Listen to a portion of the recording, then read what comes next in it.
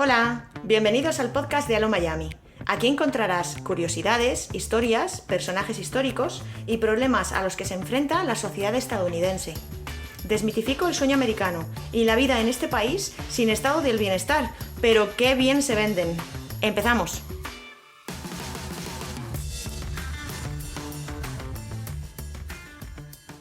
Comienza la temporada 5 de este podcast y quiero contaros que desde que empecé a hablar sobre cómo es la vida en Estados Unidos en mis redes sociales, uno de los temas que más respuesta inmediata reciben siempre que lo menciono es lo de si somos hispánico o no. Lo de que los estadounidenses nos metan en el mismo saco a los españoles que al resto de los latinoamericanos no gusta, ofende incluso a algunos. España se revoluciona cada vez que llegan noticias refiriéndose a Antonio Banderas como actor de color o a Rosalía como cantante latina. Unos se ofenden porque lo toman o bien por una ignorancia absoluta sobre qué es y dónde está España, o por una bajada de clase, ya que hay quien se siente superior a los latinoamericanos. Esto no es un mal exclusivo de los estadounidenses, está claro que también hay racismo y xenofobia a montones en España. Pero creo que este tema es interesante porque en general a la mayoría de los españoles el ser llamados hispanos nos choca, nos sorprende. ¿Cómo que Antonio Banderas es de color, si es malagueño de pura cepa? ¿O cómo es que Rosalía es una artista latina en los premios MTV? ¿Cómo es posible que Penélope Cruz sea igual de hispana que Salma Hayek o que Sofía Vergara? Mi evolución personal sobre este tema también ha partido de esa sorpresa inicial, o incluso negación durante los primeros años. Los españoles emigrados a Estados Unidos nos sentimos extranjeros, por supuesto, pero en un principio los españoles blancos no diríamos que somos un grupo étnico diferente al de la gran mayoría de los estadounidenses. Cuando vemos películas, ellos son igual de blancos que la mayoría de nosotros. Tenemos a Sandra Bullock, a Jennifer Lawrence, a George Clooney, a Ben Affleck. Puede que sean más guapos que tus compañeros de trabajo, de hecho casi seguro que son más guapos que tus compañeros de trabajo, pero podrían ser tus compañeros de trabajo. No hay nada en su físico que evidencie que ellos son estadounidenses y tú no. Por eso, cuando yo aterricé en Estados Unidos, lo hice pensando que era exactamente igual de blanca que el agente de aduanas que me selló el visado en el aeropuerto. Al aterrizar, además, en Miami, esa hispanidad de España se hizo evidente desde mi primer día. Aquí la comunidad hispana es la mayoría y viven muchos cubanos, colombianos, puertorriqueños, argentinos, venezolanos, peruanos, de muchas otras nacionalidades, y yo al principio sentía que todos ellos me señalaban a mí en la oficina, en el supermercado y hasta en el lugar de la manicura como la distinta, la que cecea con su acento, la de la madre patria, la española, la europea. En un principio eso me dio un cierto estatus. Ojo, que soy europea, como si eso me diera puntos o una clase social más alta o qué sé yo. De hecho, por primera vez me topé con personas que, sin ser tan españolas como yo, presumían de serlo por tener familia que vivía en España, por ejemplo, o que habían sido de España sus abuelos. Gente que no es española, pero como si lo fuera, y siente un orgullo patrio español de pura cepa que nosotros, los propios españoles, rara vez tenemos. Pero enseguida me di cuenta de que este nuevo estatus social que me había sido otorgado en Miami y este orgullo de tener ascendencia española o fuertes lazos con España o haber viajado mucho a nuestro país era una consecuencia directa del profundísimo clasismo y racismo que existe también en Latinoamérica. Nadie se libra de los prejuicios y para muchos latinoamericanos el tener ascendencia española o casa en España da un estatus que para nosotros es totalmente desconocido. Y además, mis propios prejuicios que no sabía ni que tenía, se fueron desmontando. Por ejemplo, para mí, en el año 2014, era muy sorprendente que los inmigrantes latinoamericanos que vivían en Miami tuvieran más dinero que yo. Eso es un prejuicio como un piano que se desmontó en un momento. De hecho, los latinoamericanos que fui conociendo en Miami tenían mucho más dinero que yo, a pesar de encontrármelos en mi lugar de trabajo, por ejemplo. Podían cobrar lo mismo o bastante menos que yo en la oficina, pero venían de familias muy adineradas en sus países. Y tener dinero en España no es lo mismo a tener dinero en algunos países de América Latina, donde los pobres no tienen qué llevarse a la boca y los ricos viven como verdaderos marqueses. Una compañera centroamericana, por ejemplo, era muy junior en mi oficina, pero venía a trabajar en un Lexus enorme y su familia, de El Salvador, tenía tanto dinero que tuvo de pequeña un león de mascota, un león de verdad, porque le gustó mucho la película El Rey León, así que su padre compró a una pequeña leoncita, la llamó Nala, y Nala salió de casa en cuanto dejó de ser un juguete y comenzó a ser un peligro para la familia, claro. En mi cabeza, las palabras migrante latinoamericano estaban asociadas a los ecuatorianos y peruanos que comenzaron a llegar a finales de los 90 por Madrid. Recuerdo que en mi barrio abrieron muchas fruterías y nos trajeron las papayas y los papayones y los aguacates y las bananas. Estos inmigrantes latinoamericanos venían a España sin nada más que sus familias y solían tener rasgos indígenas, por lo que eran fácilmente identificables. En España se les ha insultado desde el principio, y la serie Aida, con el personaje del Machu Picchu, hizo muchísimo daño, en mi opinión, a nuestra sociedad. Pero en Miami me encontré con otros migrantes latinoamericanos muy distintos al Machu Picchu de Aida. Los que tienen tanto dinero que sus padres les mandan a estudiar a Estados Unidos la carrera pagando el doble que un residente estadounidense de Florida. Los que físicamente pueden no tener ni un solo rasgo identificable como latinoamericano. Porque a Miami no solo llegan balsas, que es como se llaman aquí a las pateras que llegan de Cuba. Quienes pueden emigrar a Miami son, en algunos casos, latinoamericanos blancos, rubios incluso, de genética europea, porque son los descendientes de españoles, portugueses, italianos y alemanes que hicieron las Américas en su día. Muchos incluso evitan tener la piel morena y si tienen el pelo oscuro se ponen mechas. Cuanto menos parecido a la indígena, mejor, porque ellos, en sus países de origen, tienen un estatus más alto. Para mí fue especialmente chocante el descubrimiento de la blancura cubana. Mujeres de piel de porcelana, rubias platino naturales y ojos azul claro, cubanos arios que me saludaban diciéndome «Hola, mi amor», y rompiendo todos mis esquemas. En mi cabeza, ignorante hasta ese momento, solo existía Fidel Castro con su barba, Dinio y su lío con Marujita Díaz, Tony Hernández, que se casó con Sara Montiel, y Nilo Manrique, el de Isabel Gemio, porque hubo un tiempo en España a finales de los 90, a principios de los 2000, en el que muchas famosas tenían de pareja a un hombre cubano, y todos ellos eran muy morenos, con el pelo muy negro, y no eran precisamente rubios de ojos azules.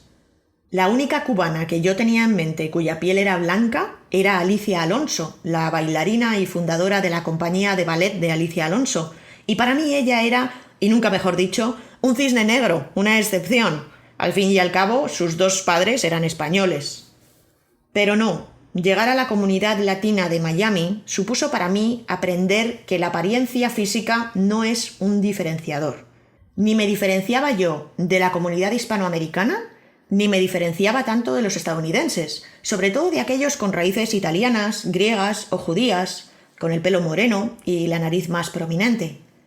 Pero muchas otras cosas sí me diferenciaban de los estadounidenses. Lo primero que me delata es el acento, claro, es abrir la boca, hello, how are you, sonar hispana. Y no tengo acento francés, ni italiano, ni alemán, aunque estos últimos tienen poco acento, hablan un inglés fantástico. Así que mi acento para el estadounidense medio es bastante similar al que pueda tener cualquier otra persona de Latinoamérica que también habla español. Me delata también mi nombre y mis apellidos, ya que en Estados Unidos el apellido sobre todo dice mucho de tus raíces. Si te apellidas Goldstein, eres probablemente judío askenazí, así que seguramente tus orígenes, aunque seas tercera o cuarta generación de nacidos en Nueva York, por ejemplo, estén en Europa del Este. Si te apellidas O'Neill, es más que probable que tu familia sea originalmente irlandesa. O si te apellidas Ciraldo, por ejemplo, es muy probable que sea tradicionalmente italiana. Eso no significa que la familia tenga un ápice de cultura italiana en nuestros días.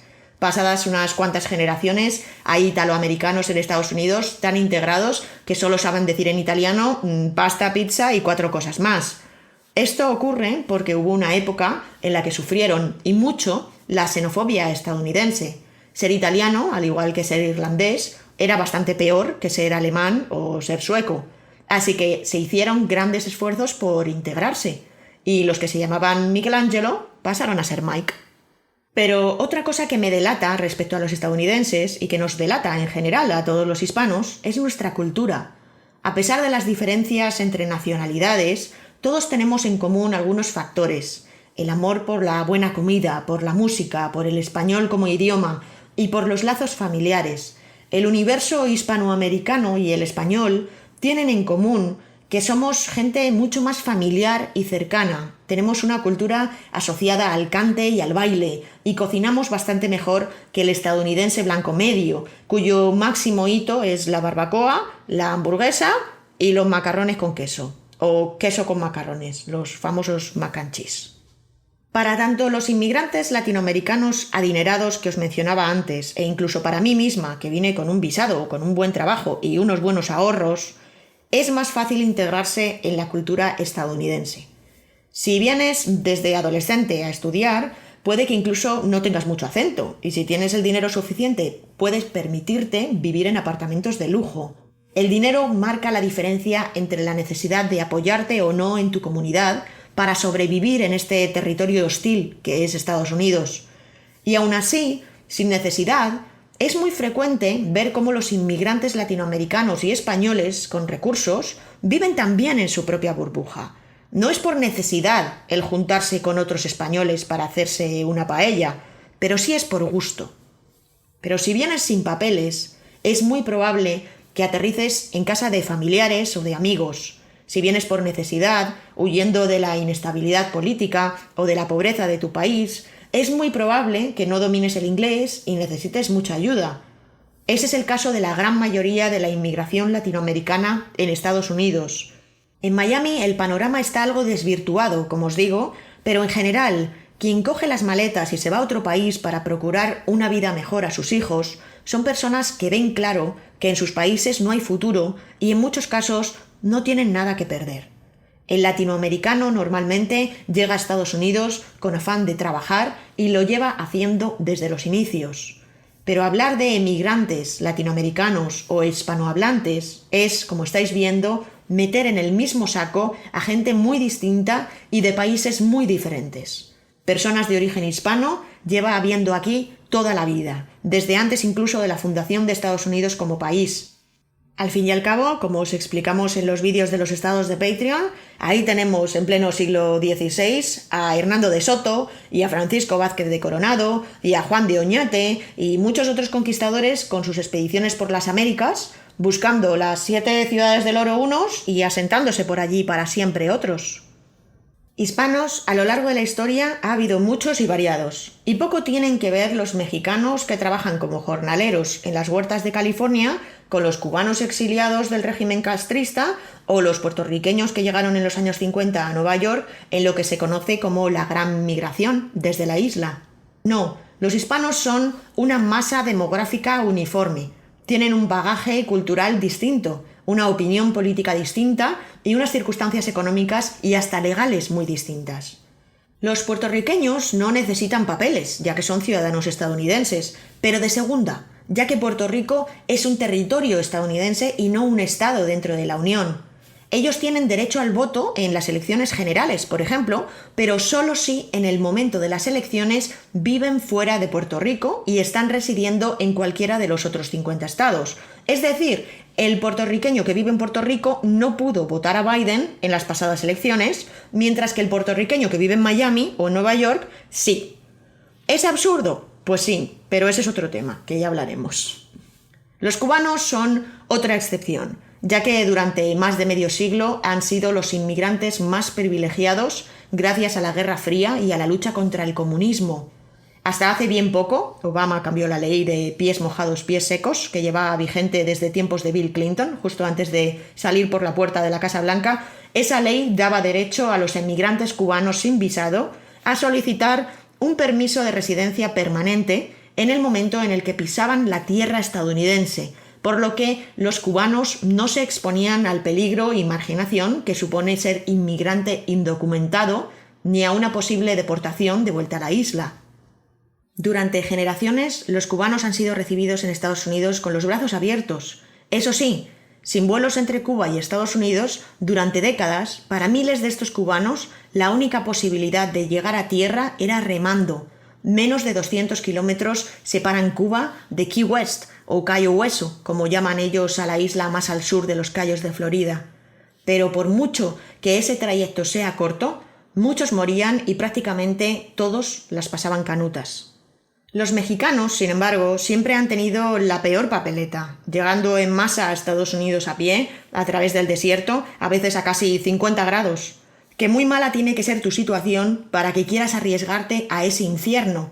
Los que llegan de esta manera muchas veces llegan medio muertos, y en caso de no ser deportados de forma inmediata, se enfrentan a una vida en la que pagarán impuestos como todo hijo de vecino, pero no tendrán la documentación legal que les permita hacer una vida normal, conducir, encontrar un buen trabajo, alquilar una buena casa, pedir una hipoteca o simplemente hacer vida social sin miedo a ser deportados en un futuro.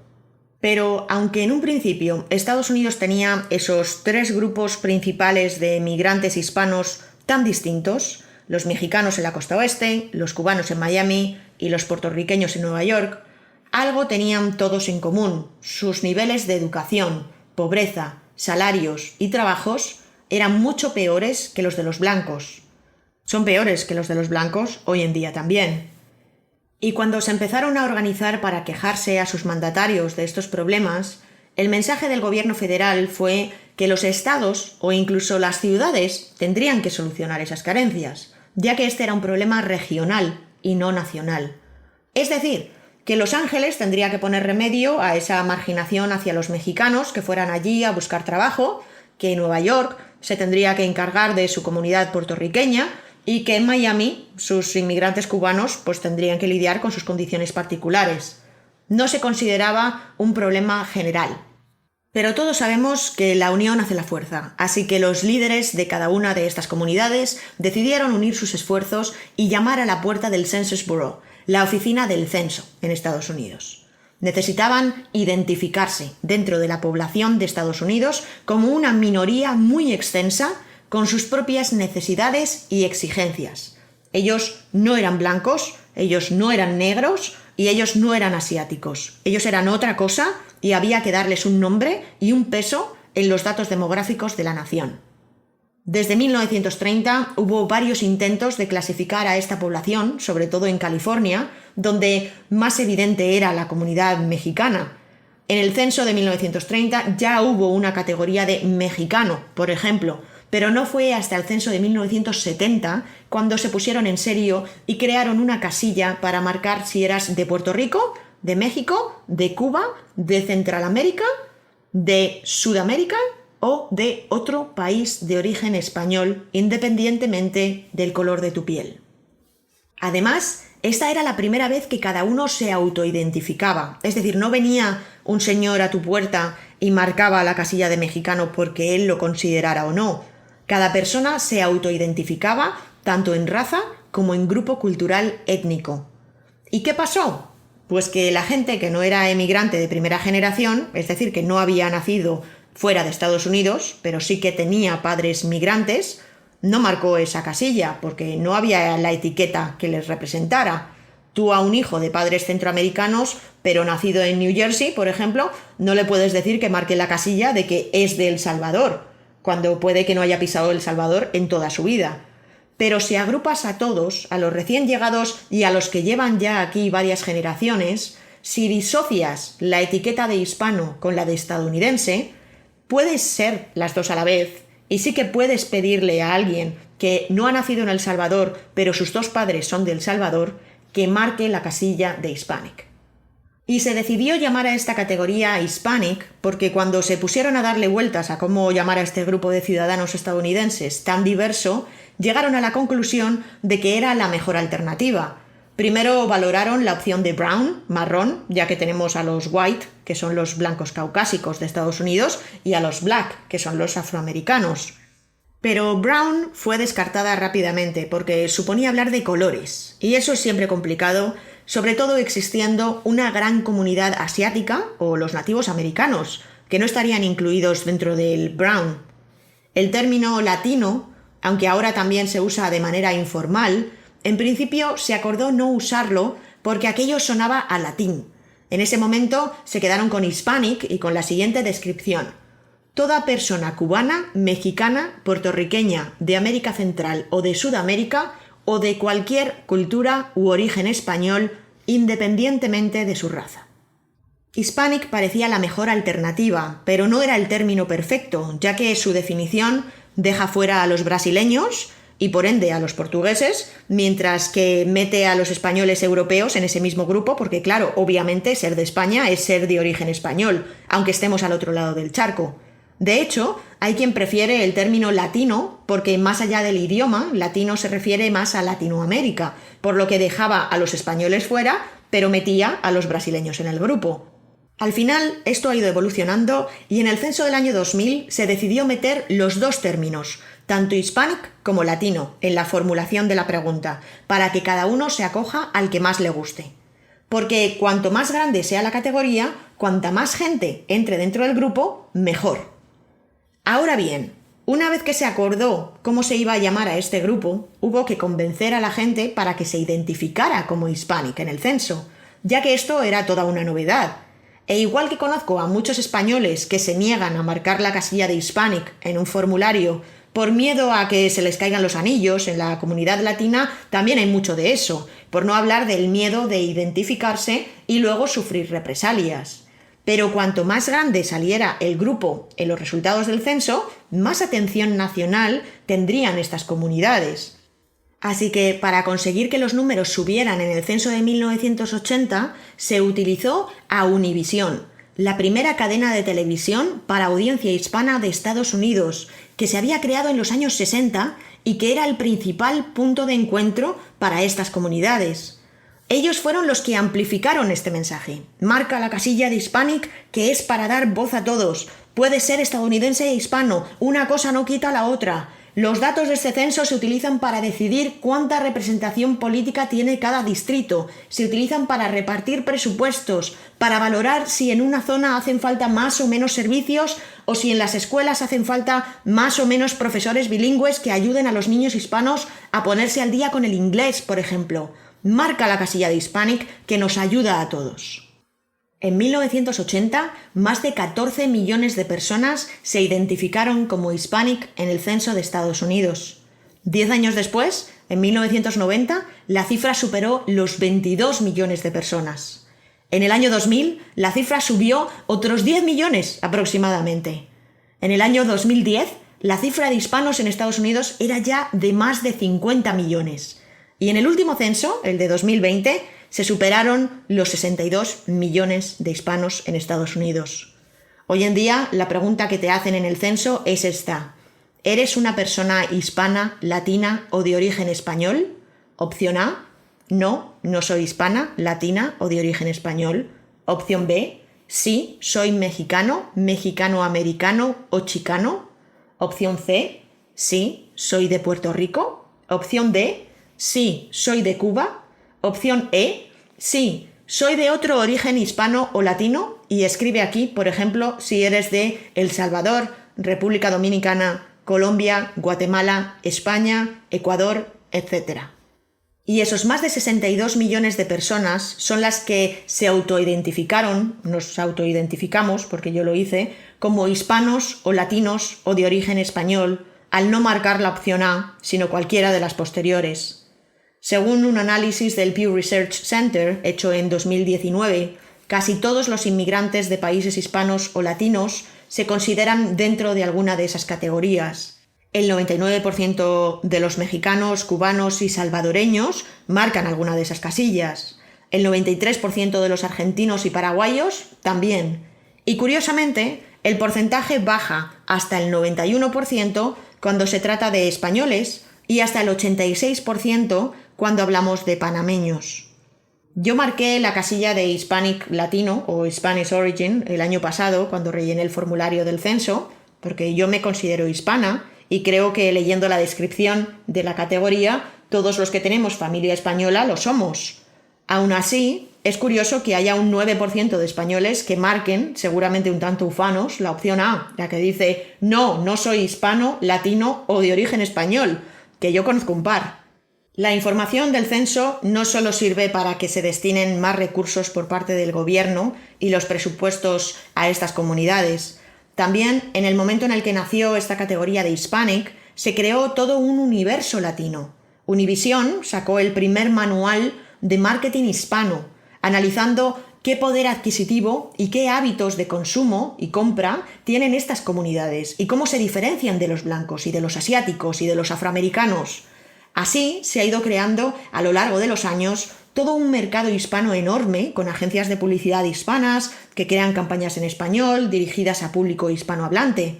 Prácticamente todas las grandes compañías estadounidenses dan la opción de ver su página web en español. Tienen atención al consumidor en español por teléfono si lo eliges. Y algunas, como Target, McDonald's, Walmart, Coca-Cola o Nike, como dicen aquí, han hecho un buen trabajo, según un estudio de la agencia Casanova McCann, conectando con la cultura hispana con credibilidad. La categoría de Hispanics o latinos es cada vez más amplia y por eso los estereotipos, que siempre fueron eso, estereotipos, pierden fuerza. Tradicionalmente se ha pensado que el estadounidense hispano rara vez vota, pero cuando lo hace, vota demócrata. Sin embargo, las pasadas elecciones demostraron que no siempre esto es así. Los hispanos cubanos y venezolanos, por poner un ejemplo claro, son republicanos acérrimos muchas veces.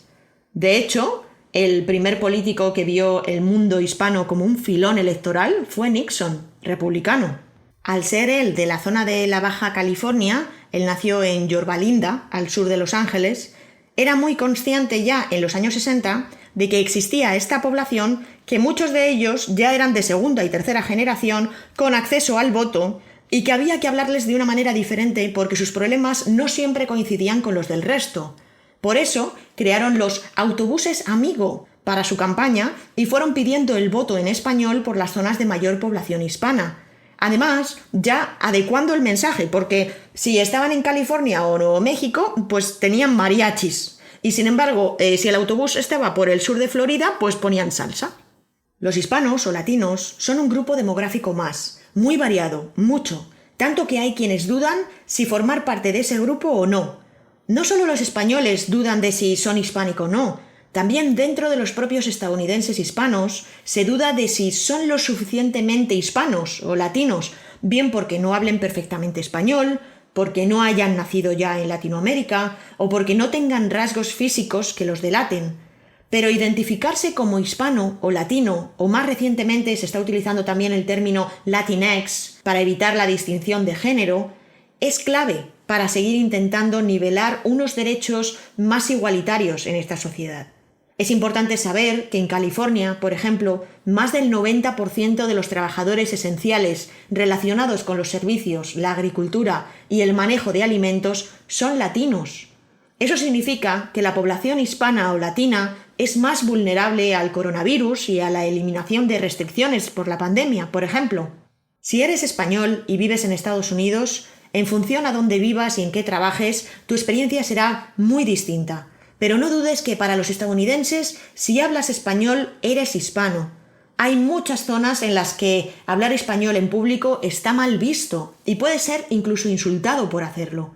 Si tienes un nombre y apellidos que suenan a hispano, es menos probable que te llamen para una entrevista. Si tienes el pelo oscuro y tienes acento al hablar inglés, aunque sea leve, y has tenido un precioso bebote rubio con un estadounidense, muchos asumirán que tú eres la niñera. Quizá vengas expatriado o expatriada con un trabajo fabuloso y no salgas de tu comunidad española en Miami o en Nueva York o en San Francisco, o seas muy rubio y completamente bilingüe y no notes jamás esta marginación. Pero existir existe. Así que sí, marcamos la casilla de Hispanic o Latino o Spanish Origin en los formularios y sobre todo en el censo que se hace cada década, para que cada vez haya más visibilidad, más representación, más recursos, más ayudas y más igualdad de oportunidades en el país de las oportunidades.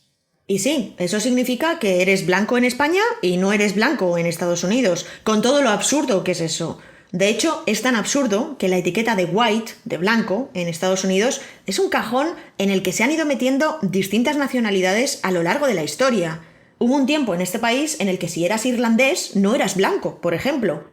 pero que Antonio Banderas o Javier Bardem o Penélope Cruz o Úrsula Corberó sean considerados hoy en día actores y actrices de color, o que se llame a Rosalía cantante latina, o se entienda que la Macarena es un himno hispano, que no español, de los años 90, no tiene nada de malo.